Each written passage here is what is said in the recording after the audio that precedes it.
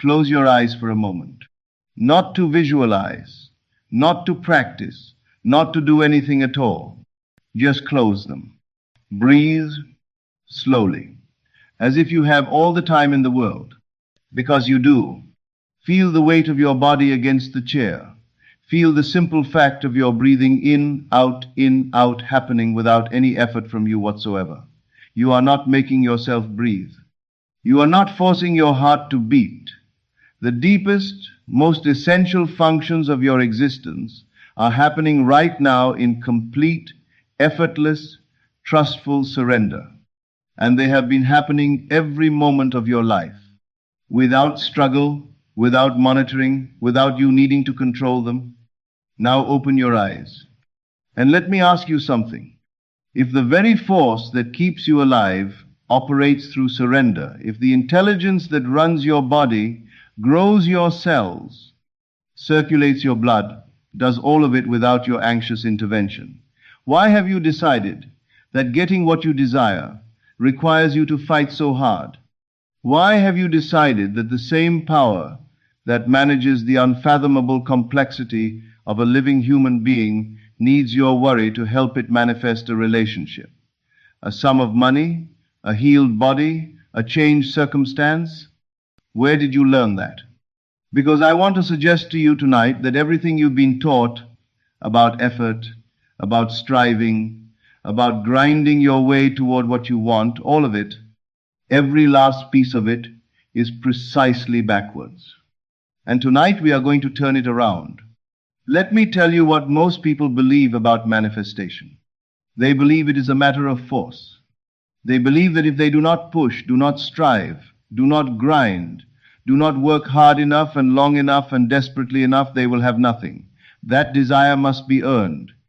That the universe is some kind of cosmic employer who evaluates your effort before releasing your reward. And so they push. They do their practices with white-knuckled intensity. They visualize through clenched jaws. They affirm through gritted teeth. They perform their gratitude and their faith as though they are being graded, as though there is some celestial auditor checking the quality of their feeling and deciding whether it is good enough to qualify for delivery. And then they wonder why it feels like swimming upstream, why the more they try, the more exhausted they become, why the desire seems to stay just out of reach, always approaching, never arriving, like a horizon that retreats as you walk toward it. I want to tell you why. Because anxiety is itself an assumption. When you strive toward something with urgency, with desperation, with the grinding energy of someone who needs to make something happen, underneath all that effort is a belief. A deep, structural, fully operative belief. It is not yet done. That is what all that striving is saying. Every anxious visualization, every desperate affirmation, every frantic technique performed from a place of need, all of it is broadcasting with perfect clarity the assumption that the desire is still absent, still pending, still out there somewhere, waiting to be earned, to be deserved, to be wrestled into existence. And consciousness, which is the only creative force in the universe, which creates not from what you perform, but from what you assume, hears that, and faithfully, precisely, without judgment or mercy, delivers more of the same. More absence, more not yet, more almost but not quite. Because that is what you are most deeply, most consistently, most honestly assuming. So what is the alternative? Not passivity, not indifference, not sitting in your chair doing nothing and waiting for the universe to deliver your desires to your doorstep. The alternative is something far more demanding than striving and far more powerful. Relaxation. I do not mean the relaxation of someone who has given up. I do not mean the slack-jawed indifference of someone who has decided nothing matters. I mean the relaxation of someone who knows. There is a particular quality to the stillness of a person who genuinely knows something. Think of a woman in the early months of pregnancy. She cannot yet see the child. She cannot yet feel it move. To the outside world, nothing has visibly changed. And yet she does not lie awake at night wondering if the baby is going to happen. She does not perform elaborate rituals to ensure the growth continues. She does not check obsessively for signs that something is forming. She knows, and from that knowing, she moves through her days with a quality of quiet confidence that requires no external confirmation. The absence of visible proof does not disturb her. Why would it? She already knows what is true. That is the state I am describing. Not the frantic energy of hoping it works. Not the exhausting performance of believing hard enough. The simple, grounded, almost boring certainty of someone who has accepted a fact. It is done. Not will be done. Not working toward done. Not hoping to be done. Done. Already. Now. Complete. And from that assumption, held not through effort, but through genuine inner acceptance, the world has no choice but to reorganize itself in accordance. Now I want to say something that may challenge you. The world has taught you that ease is suspicious. It has told you in 1,000 explicit and implicit ways that things worth having must be hard to get. That struggle is evidence of seriousness. That if something comes easily, you probably don't deserve it, or it probably isn't real, or there must be a catch. And so when someone says to you, relax, let go, stop striving, something rises up defensively. It says, but if I stop pushing, everything will fall apart. If I stop worrying, I'm being irresponsible. If I stop trying so hard, I'm giving up. I want to look at that belief very carefully, because what it is actually saying is this: I do not trust the law. I believe my effort is more powerful than the creative force of consciousness itself. I believe my worry is doing something useful. I believe that if I stop monitoring, stop controlling, stop forcing, the universe will simply forget about me. Do you see how much power that belief gives to your doubt? Do you see how it makes your anxiety the most important force in the equation, more important than the law, more important than the assumption, more important than consciousness itself? This is the trap within the trap. The belief that struggle is necessary is itself the thing preventing the effortless arrival of what you desire. Because when you struggle, you are assuming scarcity. You are assuming resistance. You are assuming that getting what you want is, by nature, hard. And the law, which has no opinion, which simply delivers the physical equivalent of your dominant inner state, gives you exactly that experience. A world where getting things is hard, where everything requires effort, where nothing comes easily, not because that is the nature of reality, but because that is what you have most deeply, most persistently assumed reality to be. Let me tell you what happens when you genuinely relax into the assumption of the wish fulfilled. Not what I promise will happen, what must happen. By law. First, your inner conversation changes. Right now, for most people, the inner conversation sounds like a person who is managing a crisis. What if it doesn't come? What if I'm doing this wrong? What if I don't deserve it? What if I've missed something? What if the timing is wrong? An endless loop of contingency and doubt running underneath everything like a low-grade fever. When you genuinely inhabit the state of the wish fulfilled, when you actually, truly, without performance, assume that it is done, that conversation changes. It becomes quiet. Not because you have suppressed the doubt by force, but because the doubt loses its premise. It cannot run the loop of what if it doesn't come when you have genuinely accepted that it already has. The fear-based inner conversation needs the assumption of absence to survive. Remove that assumption, and it simply has nothing to stand on. In its place, stillness, a quality of inner silence that is not empty but full, pregnant with the reality of the fulfilled desire, saturated with the feeling of already. Second, your body changes. You know what anxiety feels like in your body. The tightness in the chest, the shallow breath, the clenched jaw, the restless energy of someone who is perpetually braced for the worst. That is the body of someone assuming threat, assuming lack, assuming that things might go wrong. The body of someone genuinely at rest in their assumption feels entirely different. The breath deepens without effort. The shoulders drop. The jaw unclenches. The eyes soften. There is a quality of presence not spacing out, but genuinely arriving in the moment that comes when you are no longer bracing against an imagined future. People notice this even when they cannot name it. There is something magnetic about a person who is genuinely at peace with where they are and what they know. Not arrogant peace, the peace of someone who thinks they are better than others, but the quiet, grounded, self-contained peace of someone who simply knows. Third, and this is what the world calls miraculous, though it is only the law, being the law, the outer world begins to reorganize. Not immediately, not always visibly, but with a precision and an elegance that, once you have witnessed it in your own life, leaves you permanently changed. The bridge of incidents forms. The right person appears in an unexpected conversation. The email arrives from a direction you never anticipated. The solution presents itself in a moment of stillness rather than in any moment of striving. The circumstance shifts not because you forced it, but because you stopped pushing against it. And in that release, the current of your assumption was finally free to move. I want to address the objection that is sitting in the back of some of your minds. But I can't just do nothing. I have responsibilities. I have actions to take. I have a life to live.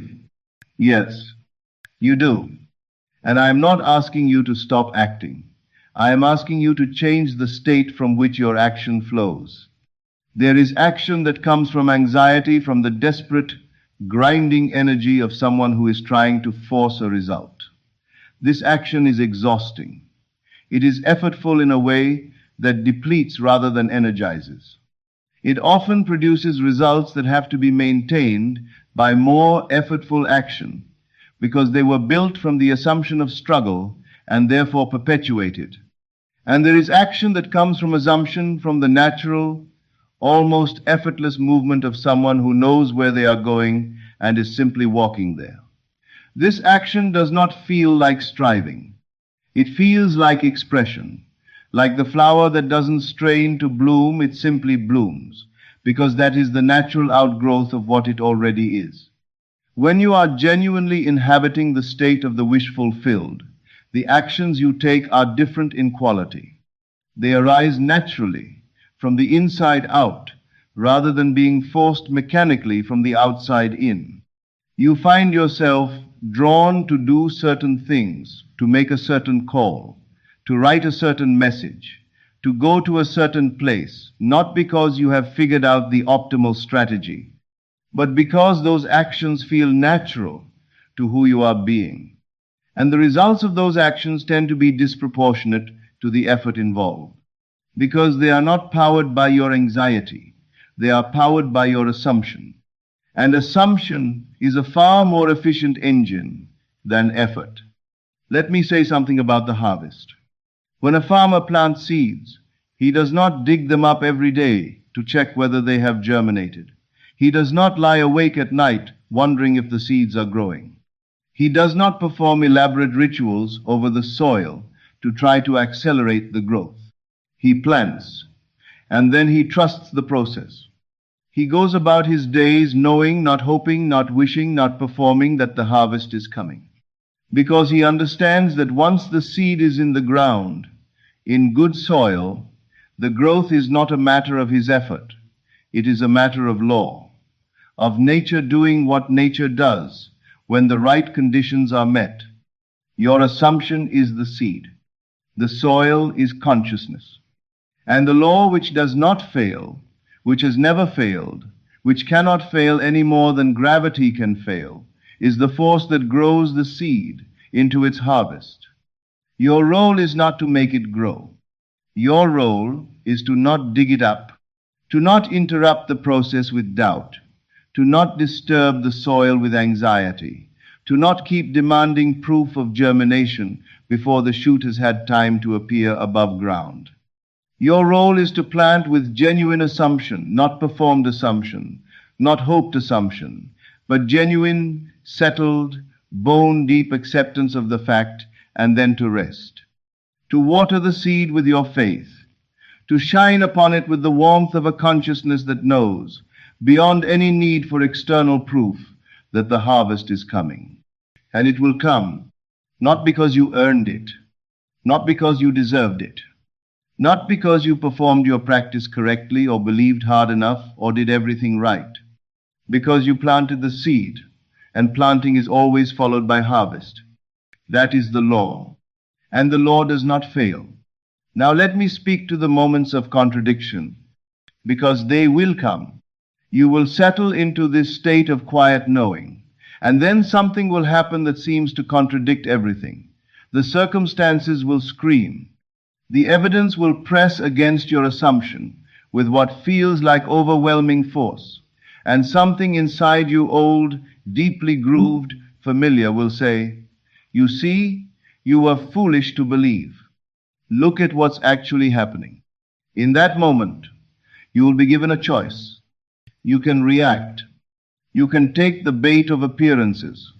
You can let what you see determine what you assume.